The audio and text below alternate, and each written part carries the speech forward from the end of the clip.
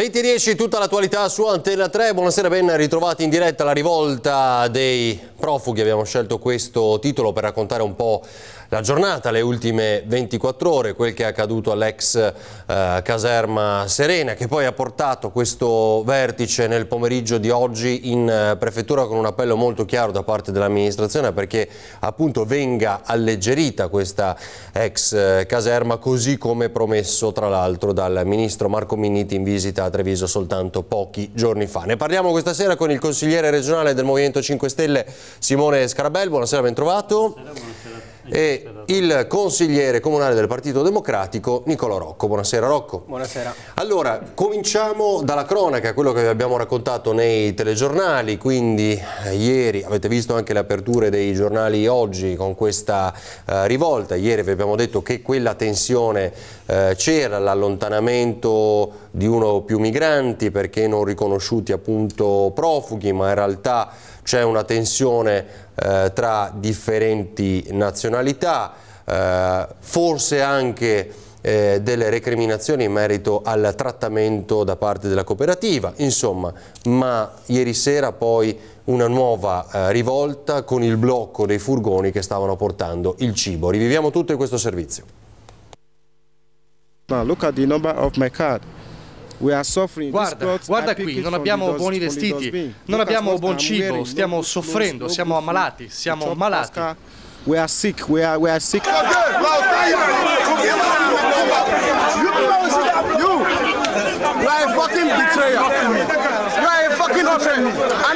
Il giorno dopo la rivolta, il caos, le urla, i pugni e i cancelli sbarrati per non permettere al camion con il cibo destinato ai richiedenti asilo di entrare alla caserma Serena, c'è la quiete che prelude una nuova tempesta.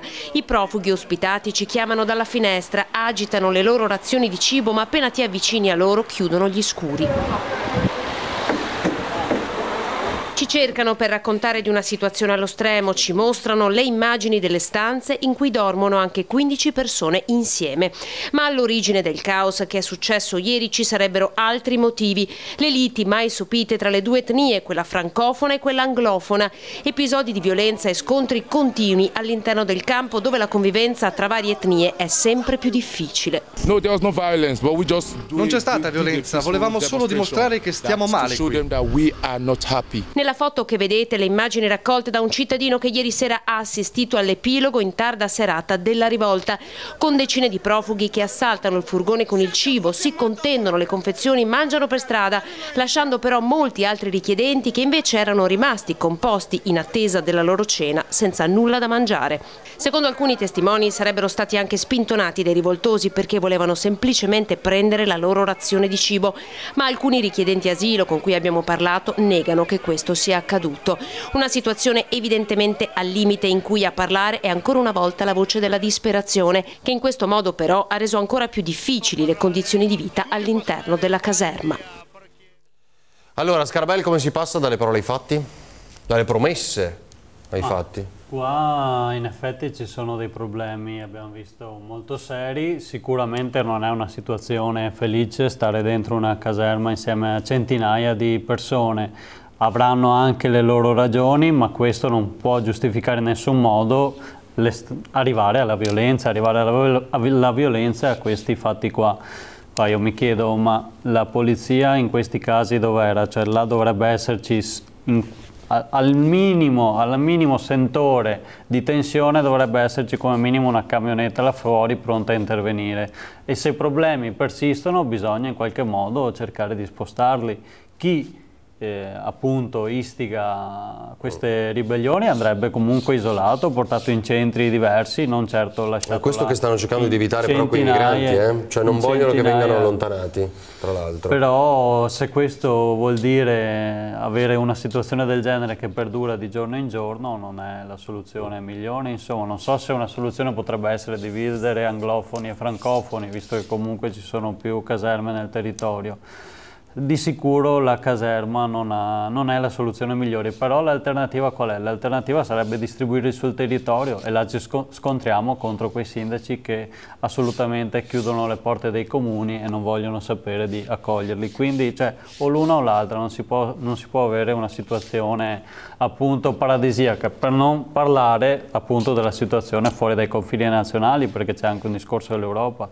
La maggior parte di loro non vorrebbe stare in Italia, preferirebbe andare in altri paesi, magari in Francia dove hanno dei parenti, in Germania o ancora più su, e questo non è permesso per questo benedetto, o anzi maledetto accordo di Dublino che noi stiamo cercando di modificare in Europa, e anche in Regione, su mia proposta è stato approvato all'unanimità un atto in prima commissione che chiede all'Europa di modificare questo regolamento del Dublino, cioè non può essere che arrivano nelle nostre coste e quale sarebbe la modifica secondo la sua proposta? Che quando arrivano in Italia una verifica veloce se hanno i diritti o no, e se hanno il diritto di profugo che gli sia permesso di andare nel paese dove chiedono di andare, perché la maggior parte di loro viene in Italia perché è il paese più vicino, però non vuole restare in Italia. Quindi tra l'altro passano magari per la rotta balcanica, prima in Croazia e poi in Slovenia, ma in realtà li rilasciano passare e non li trattengono, poi questo è un altro tema. Rocco, lei cosa dice? Ma allora io penso innanzitutto che qui si debba dire una cosa, cioè accoglienza deve far rima con rispetto delle regole. Qui abbiamo visto un gruppo di ragazzi che ha sostanzialmente impedito e boicottato che una serie di altre persone, di altri ospiti, perché lì insomma il bando mi sembra fosse per 439, poi altre voci dicono che ci siano 600-700 persone, comunque che 50 ragazzi impediscano ad altri di poter svolgere, diciamo, la loro vita in maniera serena, penso che sia una cosa assolutamente intollerabile. Io in realtà mi sento di difendere l'operato delle forze dell'ordine, perché le forze dell'ordine ieri erano presenti e penso sempre in qualche modo che abbiano anche le competenze per capire quando sarà il momento di intervenire. Condivido la richiesta che hanno fatto i sindaci di Treviso e di Casier, Giovanni Manilde e Miriam Giuriati, quindi il mio sindaco, che vengano fatte rispettare le regole. Prima cosa, qua, i due ragazzi che dovevano essere allontanati, mi sembra uno nigeriano e uno del Gambia, che poi hanno creato in qualche modo questo malcontento da parte di una serie di ragazzi, di altri ragazzi che li hanno difesi. Se questi ragazzi devono essere allontanati, punto. Se altri ragazzi si comportano male, boicottano e impediscono di far arrivare il cibo, guardate, questa per me è una cosa intollerabile e vergognosa, perché chiunque abbia vissuto situazioni di fuga dalla guerra, di fuga dalla fame, non può tollerare che il cibo non venga dato a chi invece deve svolgere regolarmente così, insomma, la propria vita in attesa. Certo, bisogna chiedere che le commissioni lavorino meglio, bisogna chiedere che ci sia l'accoglienza diffusa, e quindi noi stiamo lavorando sullo spero. Non è un problema anche di cooperativa? Cioè qualcuno dice insomma, questi ragazzi mangiano sempre pasta e riso da un bel po' di mesi, sempre la stessa cosa. Ne affronterete, ne parlerete in consiglio? Beh, noi non abbiamo competenza perché è la prefettura che gestisce i bandi. Certo. Dopodiché, per carità, possiamo anche chiedere che vari il menù, però il tema è che se una persona viene qui, ha un tetto sopra la testa, può chiedere che le commissioni lavorino più velocemente, però mi sembra insomma, che rispetto ad altre situazioni come Cona, come Bagnoli, tutto sommato poi alla fine all'interno della caserma Serena si siano raggiunti anche degli standard che mi sembrano sinceramente anche più umani rispetto ad altre realtà. Certo che si deve sempre migliorare, però il tema è che una persona che viene qui deve rispettare le nostre regole, deve comportarsi bene, e non è assolutamente tollerabile che le persone infrangano le leggi. Bisogna modificare anche le leggi, perché chi cerca di rimanere a una prospettiva di vita e si integra è benvenuto, chi invece in qualche modo pensa di venire qui, di trovare il paese del Bengodi, non Senta, può andare avanti così. Voi dovete prepararvi con una vostra proposta, no? D'altronde, perché nel 2018 Treviso va al voto, quindi c'è grande attenzione qui in città. Insomma, dovesse diventare vostra competenza risolvere un tema di questo tipo, posto che, come abbiamo già ricordato adesso, insomma, è la prefettura ad avere in carico la gestione, ma insomma un'amministrazione deve mettere in atto tutti gli organi di pressione, tutte le possibilità, no? È la prefettura, esatto, che gestisce, diciamo, i bandi, eccetera. Però nel momento in cui tu hai la struttura nel tuo territorio, devi fare qualsiasi cosa per integrarli e per verificare che appunto la cooperativa faccia bene il proprio lavoro. Io, fossi l'amministrazione, farei verifiche settimanali, andrei ogni settimana o almeno ogni 15 giorni dentro a vedere come stanno la situazione, parlerei anche con queste ispezioni regolari, non programmate, perché la miglior cosa sarebbe che non siano neanche programmate se vogliamo vedere come vivono la quotidianità queste persone. E poi il problema vero è dalle 8 di mattina alle 8 di sera, cioè quando queste centinaia di persone sono libere di andare dove vogliono, e là appunto sono assicurati, dicono dalla prefettura, quindi bisognerebbe trovare il modo per fargli fare qualcosa, tenerli impegnati, perché se sono liberi di perdere appunto tempo a gironzolare senza fare niente, poi si possono innescare altri fenomeni di attriti sociali che vorremmo tutti evitare. Queste ispezioni ci sono? Beh, allora su questo però bisogna anche fare un po' di chiarezza, cioè quello è un bene del Ministero degli Interni, quindi tante volte i sindaci di Treviso e i sindaci di Casier hanno chiesto di entrare, uno devono fare una richiesta, secondo se si presentano lì a sorpresa vengono respinti, cioè non possono entrare, tante volte i sindaci hanno anche insistito con i rispettivi responsabili della polizia locale e purtroppo insomma c'è stata una procedura che gli ha impedito di entrare. Certo che hanno alzato la voce, poi condivido sul tema dei lavori socialmente utili, abbiamo fatto una fatica perché c'è una legge che è vecchia, che va aggiornata, abbiamo fatto una fatica a chiedere di iniziare con i lavori socialmente utili. Stanno partendo, è chiaro che qui c'è un tema, cioè se sono 750 divisi in 2 comuni, ragazzi è un lavoro molto complicato. Quando si tratta di gruppi di 15-20 persone invece è più facile lavorare. Con la nuova facility, che è la realtà che sta gestendo la caserma Serena, abbiamo iniziato i lavori socialmente utili, abbiamo anche iniziato un bel progetto che è quello dei guardaparchi. Diciamo, siccome i ragazzi usufruiscono dei parchi sia a Dossona che a Treviso, abbiamo chiesto che ci siano degli operatori della caserma che in qualche modo educhino all'utilizzo responsabile dei parchi. Chiaro che poi iniziano ad esserci problemi che sono molto più alti di noi, i tempi di attesa chiaramente sono un problema e il vero problema, e secondo me questo veramente è il caso di iniziare ad affrontarlo, si in qualche modo manifesterà nel momento in cui questi ragazzi avranno o meno il diritto di rimanere, perché da un giorno all'altro una persona che è in attesa del riconoscimento, protezione internazionale, sussidiaria o richiedente asilo, nel momento in cui sta aspettando ha un sistema di protezione, dal giorno dopo che sia richiedente asilo o meno, cioè che la commissione lo valuti in qualche modo, valuti che possa rimanere, dal giorno dopo questa persona è per strada. Cioè il vero problema abbiamo sarà, visto, no? Poi, il vero problema, noi dobbiamo iniziare a ragionare anche di quello.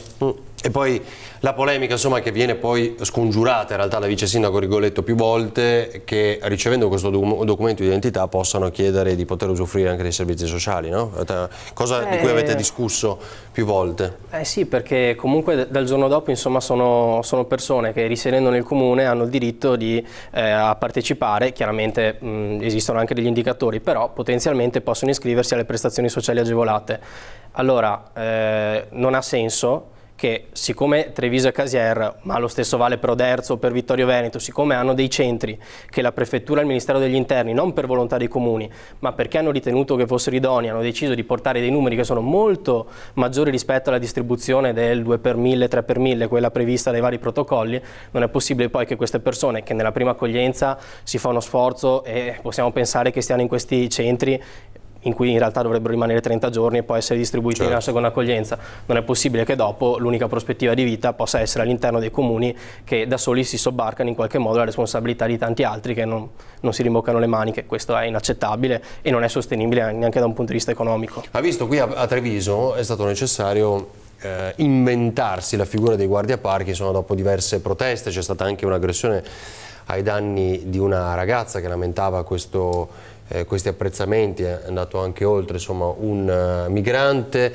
ai giardini di Sant'Andrea, residenti e commercianti non volevano questa invasione, come non potessero più usufruire di quel parco nel cuore della città. Sì. Di questa figura di guardiaparchi che cosa pensa?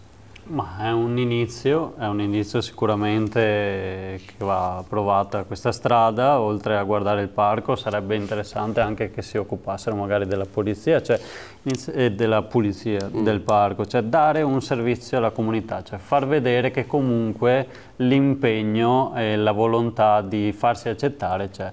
Secondo me se questo venisse fatto già la cittadinanza si porrebbe in modo molto diverso con loro. Io mi ricordo che ero andato a visitare la caserma Serena ormai più di un anno fa, ma quella di Oderzo immediatamente dopo i fatti del terremoto in centro Italia, loro si dicevano disponibili anche a dare una aiutare, mano. No? Certo, in centro Quindi Italia.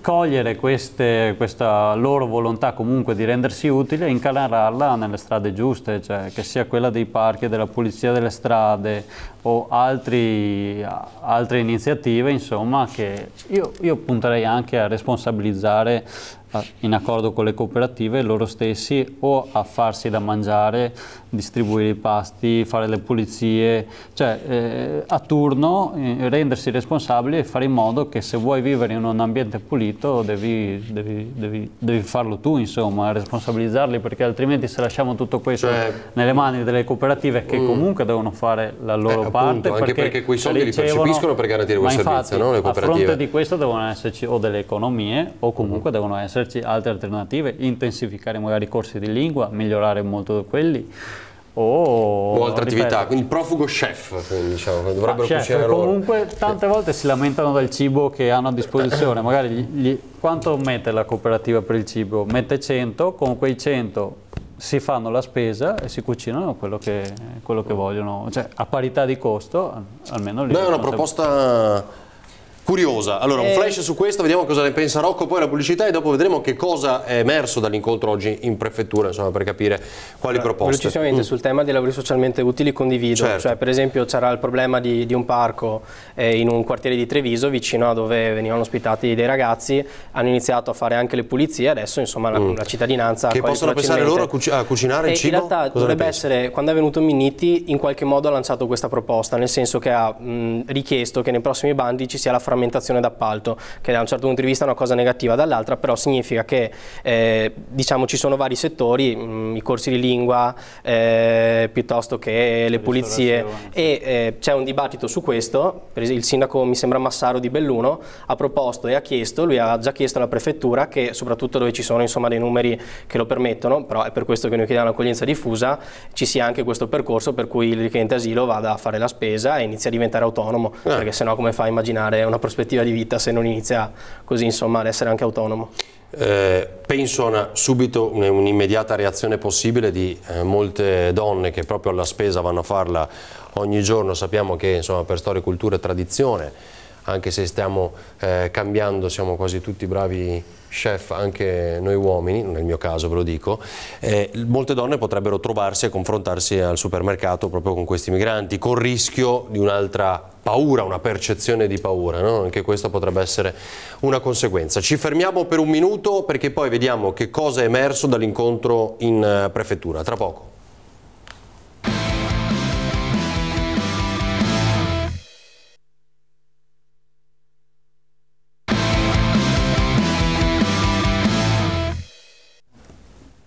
(20:10) la rivolta dei profughi, quel che è accaduto nelle ultime ore all'ex caserma Serena. Vediamo quindi la conseguenza, le decisioni o almeno le proposte che sono arrivate dal vertice in prefettura oggi pomeriggio. Partecipava anche il sindaco Giovanni Manildo.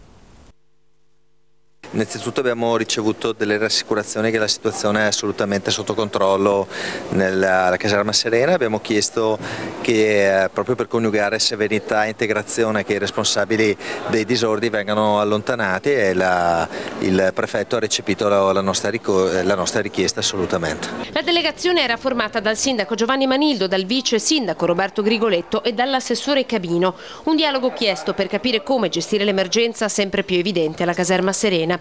Sui responsabili della rivolta ad oggi non esiste un numero preciso, potrebbero essere almeno una decina. Una volta concluse le indagini saranno espulsi dal campo. Ma l'amministrazione comunale ha chiesto anche alla prefettura di rinnovare il dialogo con i gestori del campo. Abbiamo manifestato la preoccupazione che episodi di questo tipo non si svolgono più, quindi siamo certi che ci sarà un fitto dialogo tra la prefettura, che ne ha la competenza, e l'ente gestore. L'obiettivo rimane quello di ridurre il numero degli ospiti della caserma, svuotarla di almeno 500 richiedenti asilo. Noi abbiamo imboccato una strada con decisione, che è quella dell'aderire al protocollo ANCI-Governo per vedere applicata la clausola di salvaguardia del 3 per 1000. Abbiamo fatto la comunicazione di giunta, adesso stiamo lavorando per fare la delibera di giunta. Un percorso che ha delle tempistiche che poi sono quelle della burocrazia.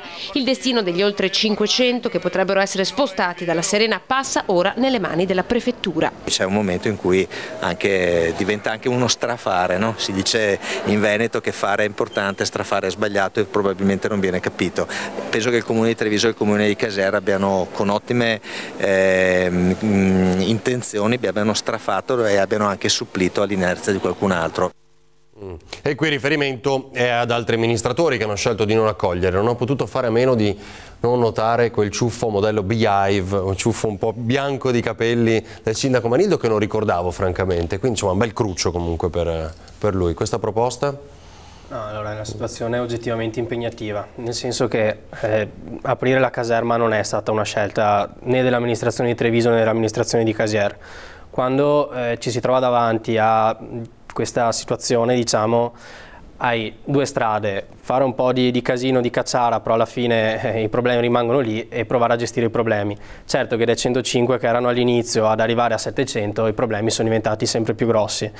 Lo SPRAR teoricamente da protocollo ANCI dovrebbe prevedere questa clausola di salvaguardia. Cosa significa? Che teoricamente quando si aderisce allo SPRAR si raggiunge il tetto massimo, per cui la prefettura, perché ricordiamo che sempre è responsabilità della prefettura mandare insomma i richiedenti asilo nei vari comuni, teoricamente la prefettura è obbligata a rispettare quel tetto. Noi il nostro stiamo cercando di farlo, adesso però insomma deve fare anche la prefettura il suo. Scarabelli? Ma sì, quando li sposteranno dalla Serena probabilmente andranno sul Montello e il problema si sposterà da un'altra parte. Quindi. Sì. E quindi sì, non so, veramente non vorrei essere nel panni del prefetto. Non trovare la soluzione dei grandi centri, ci vorrebbe veramente un accordo tra Treviso e i comuni del circondariato per cercare di distribuirli, insomma, cioè tutta la provincia, se facesse un minimo, e questo vale anche per Oderzo, Treviso e Oderzo, cioè le due realtà dove sono concentrati il maggior numero di richiedenti asilo, se fossero distribuiti sui 90 comuni della provincia, la situazione sarebbe molto molto diversa, a patto che non ne arrivino più però. Questo è difficile perché è iniziata la stagione ovviamente del bel tempo, e quindi ne stanno arrivando tantissimi. Se tutti raggiungessero il 3 per 1000 stop. Cioè. Si era partiti dall'1, 1,5, insomma, a 2, 2,5, ora 3, insomma, quindi sta crescendo sempre anche la quota, non è che vedo un'inversione di tendenza, no? Questo è un tema serio, nel senso, noi dovremmo avere delle commissioni che in tempi rapidi accertino che queste persone sono richiedenti asilo o meno, perché effettivamente se poi diciamo, si fermano tutti abbiamo dei problemi oggettivi di numeri.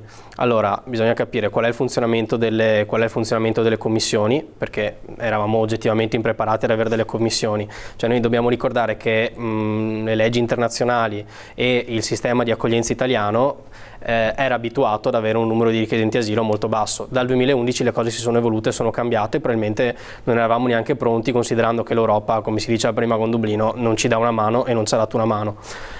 Però insomma io mi auguro anche che chi fa le leggi faccia le leggi in maniera veloce, anche perché certo. i problemi ce li troveremo, e se li troveranno soprattutto le amministrazioni locali, questo è il vero problema. Scarabelli ha risposto a quella proposta che lei aveva fatto appunto di modifica di Dublino? No, cioè è arrivato un documento in Europa, ma non è che è portato dai nostri europarlamentari? I nostri europarlamentari proprio del Movimento 5 Stelle alla fine sono le loro proposte che io ho portato in Regione Veneto ed è stato approvato all'unanimità, quindi loro stanno facendo la loro parte. Adesso all'Europa è arrivato un documento ufficiale della Regione Veneto, anche il Friuli mi risulta che hanno fatto un documento simile, non so se anche altre regioni. Se tutte le regioni facessero pressione, cerchiamo di fare un sistema paese tutti insieme, ci muoviamo unitamente, secondo me qualche risposta la dovremmo ottenere, se no se dobbiamo fare le veci della Turchia, allora che ci diano alla fine i finanziamenti, le dice, dei finanziamenti adeguati, perché se dobbiamo tenerci qua questa situazione, almeno che riusciamo a fare delle strutture dedicate, non lo so. Ho fatto saltare anche il riparto delle quote, ricorderete bene, no? L'Europa aveva detto che un po' li avrebbe ridistribuiti negli altri paesi, ma non si è visto più nulla. La soglia per la redistribuzione, una delle proposte è di ridurre al minimo questa soglia di redistribuzione, cioè non può essere che dobbiamo arrivare a 150%, cioè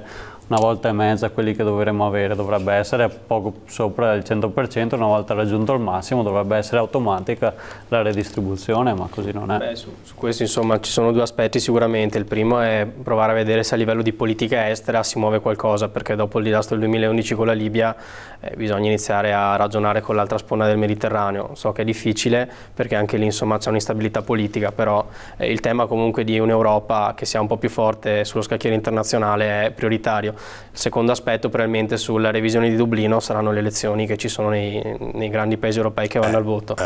E lì questo vedremo, no? Anche la Francia. E questo è un tema insomma importante, perché ne va sicuramente in qualche modo di alcuni aspetti come queste politiche, probabilmente ne va proprio della tenuta stessa dell'Unione Europea. Quanto però peserà queste sono poi, le sfide su cui si misura ma quanto peserà anche sulle elezioni comunali, diciamo, le amministrative che abbiamo alle porte, quindi l'11 giugno, anche quello è il dibattito delle piccole città, dei paesi? Ma io in realtà sono convinto che poi i cittadini ormai hanno iniziato, magari sono stanchi in base anche alle situazioni, però riescono a capire quali possono essere le responsabilità amministrative, diciamo, dei singoli candidati, per cui io sono convinto e faccio gli auguri a tutte le persone che si mettono a disposizione per la propria comunità, che poi uno si presenta davanti alla sua comunità, insomma, al di là dell'orientamento nazionale, deve presentarsi alla sua comunità con delle proposte per la sua comunità. Il civico, le dice, quindi in qualche maniera. Scarabelli?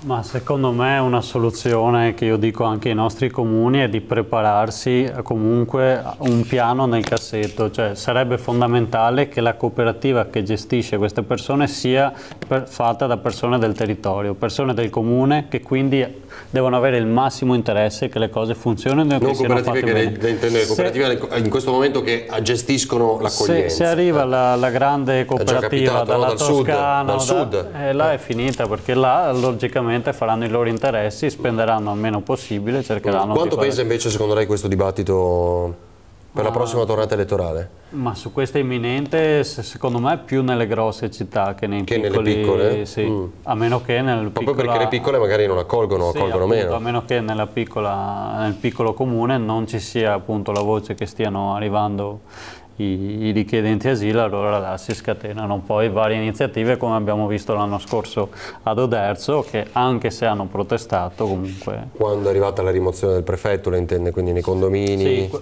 quello era paese, ma anche alle amministrative di Oderzo, nonostante abbiano fatto fiaccolate, iniziative, varie proteste, comunque i richiedenti asilo alla fine sono arrivati, e quindi quando ci sono strutture appunto della prefettura non è... No, il comune non può fare niente, però cosa può fare? Cercare di organizzare la gestione, cioè gestire il problema non è subirlo, cercare delle persone, delle associazioni del territorio e insieme a loro, con persone del comune, cercare di fare che le cose funzionino e che non ci sia speculazione. Intanto arrivano 400.000 euro, ce l'aveva detto qualche settimana fa proprio il vice sindaco di Treviso Roberto Grigoletto, in virtù del fatto che viene accolto questo alto numero tra Treviso e Casier, 130.000 per Casier. Quando il sindaco Giuriati ha incontrato la popolazione, due cose hanno chiesto, insomma, che si frenasse l'arrivo ovviamente di altri migranti, ma di utilizzare quei soldi per la sicurezza, sì. quindi telecamere di videosorveglianza per esempio. Sì, questo contributo comunque sì, è un ristoro chiaramente, per cui è stato importante anche che le due amministrazioni cercassero di far capire che quelle risorse poi sono delle risorse che devono essere utili per il territorio. L'amministrazione di Casier ha creato in qualche modo un'assemblea partecipata dove ha anche ascoltato quali potessero essere Treviso, le proposte. Perché il vice sindaco ha detto utilizzeremo per il decoro urbano, sull'arredo un po'. Sostanzialmente cogliamo oltre quello che che è emerso, sociali. Treviso cogliamo quello che è emerso da Casier. Chiaro che Casier è una realtà insomma che è 10 volte più piccola di Treviso, quindi fare un'assemblea partecipata, se deve essere vera partecipazione, certo, non finta partecipazione, ha dei meccanismi per cui vanno anche spesi queste, però mi sembra assolutamente centrale che ci siano delle risorse che vengano utilizzate per il decoro, per la sicurezza, per far sentire i cittadini in qualche modo più sicuri, anche per sicurezza, insomma illuminazione, anche sicurezza stradale. Le telecamere erano già state chieste proprio quando c'è stato l'insediamento ancora nel luglio del 2015, e poi ho visto che a Casier in realtà sono emerse anche cose interessanti, magari per quanto riguarda aspetti sociali, quindi gli orti per le scuole, insomma, che una piccola parte poi ritorni anche per far vedere che in qualche modo si possono creare dei progetti destinati anche al sociale, penso che sia importante, però mi sembra che la fetta più importante sia giustamente... Comunque, fosse nell'amministrazione di Treviso, delle riunioni magari più ristrette nei quartieri più vicini alla caserma, ci penserei comunque a farlo, almeno, ripeto, nei quartieri quelli più vicini. Cioè dire, arrivano questi soldi, li avete voi qua vicino, che cosa volete fare di questi investimenti? Almeno una parte, prevedere, noi portiamo avanti la sperimentazione del bilancio partecipato, Mira lo ha già portato a buon fine. Il sindaco ha scelto di non ricandidarsi, Sì, il sindaco ha scelto di non ricandidarsi, ma non è che questo vuol dire che non si fa la lista si farà. Alvise è molto giovane, è una bambina piccola e ha deciso di cambiare vita. No, ha detto voglio fare altro, sono curioso, sono giovane, voglio fare altro. Cioè parlamentare? Ma no, non è detto, no. Secondo me Alvise ha voglia di andare anche all'estero, di fare proprio un'altra... Quindi all'Europarlamento intende? No. Ma perché? Beh, insomma, perché di solito quando uno sceglie di non ricandidarsi è perché sta aspettando il prossimo giro. Questa logica, non lo so. No, guarda, Alvise secondo me ci stupirà. Va bene, quindi scegliere una strada professionale, intende, extra politica. Secondo me, dopo è libero di fare quello che vuole. Però insomma è stato uno dei primi sindaci, giovanissimo, quindi ha colpito che dopo 5 anni scelga di chiudere questo ciclo e non ricandidarsi. Comunque non è che esce dal Movimento 5 Stelle, la sua esperienza sarà sempre utile. Va bene, credo dobbiamo chiudere, non so se abbiamo già sforato, lo chiedo ai ragazzi, fatemi sapere, se no... un altro minuto, molto bene. E noi abbiamo raccolto ieri sera qui in diretta una contestazione di Sandro Zampese per quanto riguarda Santa Maria dei Battuti, un appello che poi era già arrivato anche da altri esponenti. Lo chiedo a Rocco, che è in Consiglio Comunale a Treviso, insomma, che non resti quella piazza una cattedrale nel deserto come è già avvenuto altrove. Che cosa prevedete poi di qui a poco? È difficile che quella piazza rimanga una cattedrale nel deserto, nel senso, chi conosce Treviso sa che è talmente centrale tra i luoghi di interesse anche turistici e commerciali che è impossibile che rimanga una cattedrale nel deserto. Dopodiché, se è un suggerimento sul cercare di farla rivivere, sono già in programma, penso già 6-7 iniziative bellissime. Una mi sembra sul jazz, perché si presta anche, ci saranno delle luci bellissime che sono state donate da Osram, e ci tengo a sottolineare questo aspetto perché veramente quella è stata una piazza per cui anche aziende del territorio si sono mosse, cioè l'idea di far rinascere Treviso, farla rivivere e mettere a disposizione delle professionalità è stata centrale. Quella è una piazza che era una strada, cioè che prima era una piazza, è diventata una strada, ora torna a essere una piazza, e quando si apre una piazza in una città penso che tutti indipendentemente devono essere felici. Grazie a Nicolò Rocco, grazie a Simone Scarabel. Bene, grazie a voi ovviamente che ci avete seguito. L'informazione di Antena 3 non si ferma, adesso c'è il telegiornale del Veneto. Grazie, buona serata. Buonasera. Arrivederci.